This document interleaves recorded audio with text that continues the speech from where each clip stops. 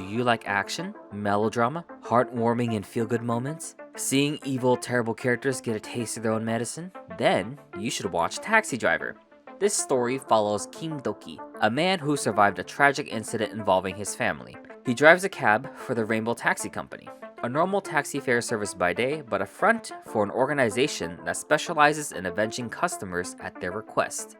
These requests include taking revenge against bullies, scammers, and shady corporations. All sorts of people who can evade the law by taking advantage of it. On our darkness scale, this show is a 10 out of 10. It deals with heavy issues, including bullying, human trafficking, illegal amateur pornography, serial murders, and organ trafficking. It also doesn't hold back on the violence nor its depictions. So it's not an easy watch, but there is light in this darkness, as the Rainbow Taxi Company always follows up with their clients and tells them the good news, giving us hope that these terrible crimes will eventually get punished. So, with that in mind, should you watch this show? If you're craving action, melodrama, and a suspenseful, thrilling ride where karma fights back, definitely check it out. Otherwise, if you're looking for romance, comedy, or maybe even a hint of slice of life, I'd give this a pass. The actions and stunts are rather impressive for a Korean drama show. I'm not just talking about the martial arts, but the car sequences. There is little CG. Most of them are practical, and it's clear that they spent a lot of time honing and choreographing the car stunts to be as spectacular and visually captivating as possible. Every week, the Rainbow Taxi Company deals with a new client, and these clients go through a series of issues that presents a new challenge to the company. School bullies become a teacher. Corrupt corporation work for them. Voice scammers and phishing become a partner. Although many of the characters we see in these stories don't particularly come back later in the show, their stories are tragic, personal, and relatable to issues we see today. In fact, they're so relevant that there's a hotline number issued at the end of each episode. In addition to Kim Do-ki, the recurring cast is memorable. They all have their moments where they are distressed or called to the spotlight because their beliefs or personal friends are being threatened.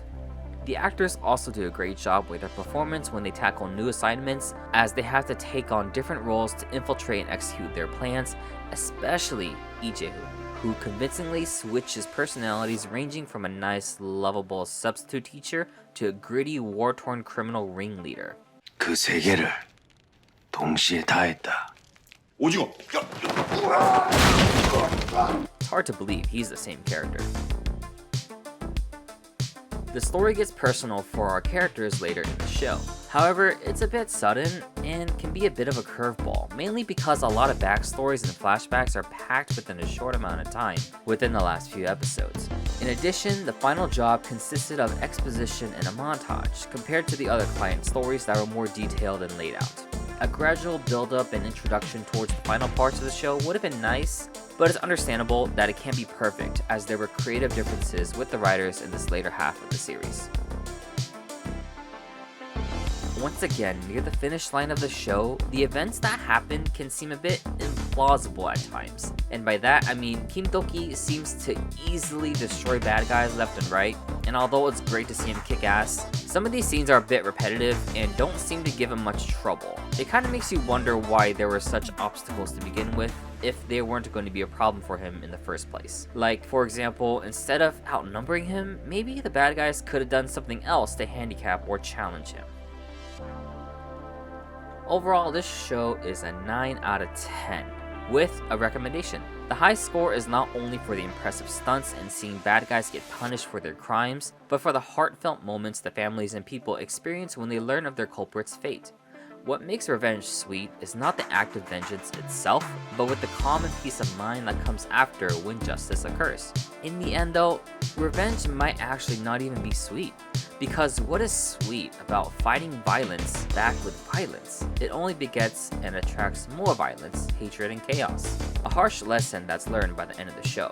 Perhaps the only way to truly overcome evil is by doing good, moving on from the experience, and finding others who support you in your tragedy, trauma, and journey. Something that the Rainbow Taxi Company has personally experienced and done for their clients. that is all for now.